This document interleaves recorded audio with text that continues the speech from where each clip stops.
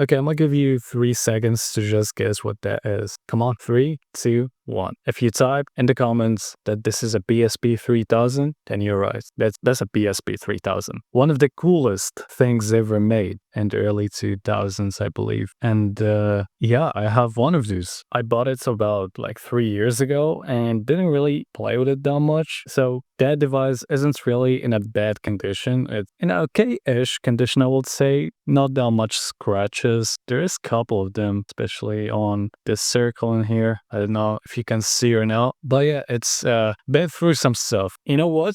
Still works. Even though I have no battery in the back, if I just took this plate real quick, please. Yeah, there is no battery because the one that came with it eventually, became pregnant at some points, and they couldn't really use that thing anymore. And I needed to order another one, which I still didn't receive. But something about old hardware like that is that it can work even without a battery. So if you just plug it to the wall, it will work. Imagine this as, I don't know, your laptop, the same thing. You can use your laptop without a battery, and you can use a PSP without a battery. So good for all of us, I guess.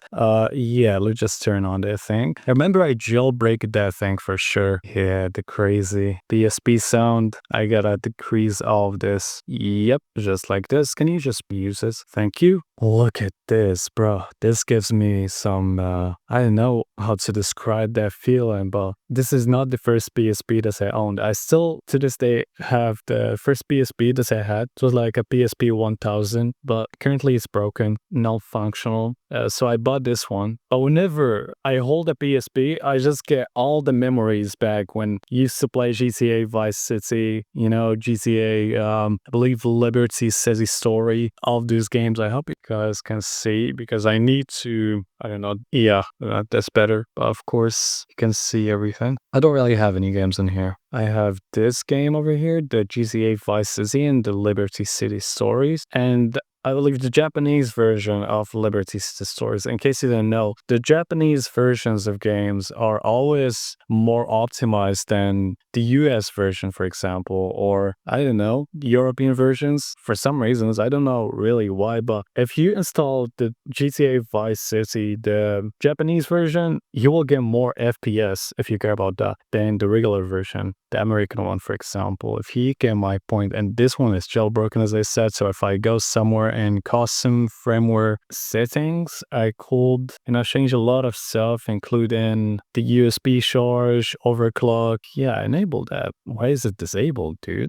Power save disabled, balanced energy mode, and a lot of other stuff. And of course, there is a lot of benefits of jailbreaking your PSP because you can do some stuff, specifically the ones related to games, your backup games. The thing, I don't know, I'm just not going to talk more about that, but yeah, this is my PSP. I don't think I have any themes, do I? There's the classic Tasty Treats. Oh yeah, this is amazing. Look at this. Wow. I used to have this theme all the time, but then I remember at some points when owning a PSP, I discovered that you can add more themes, and I was just, messing around in my PSP all the time, changing the theme. Sometimes I miss the whole thing, and, I just have to format the whole PSP.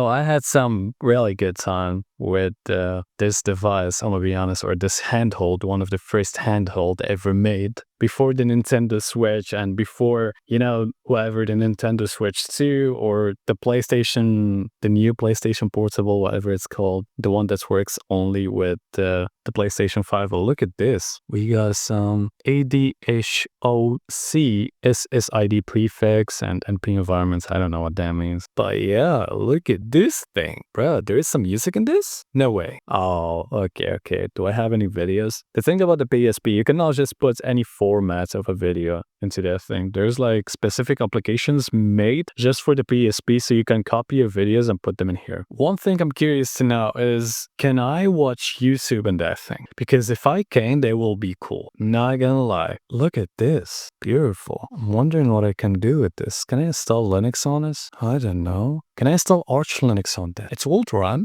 It probably has around 500 megabytes of RAM or something, 256. I don't know, dude. But that thing has some RAM that I can use to launch Arch Linux, at least without the desktop environments.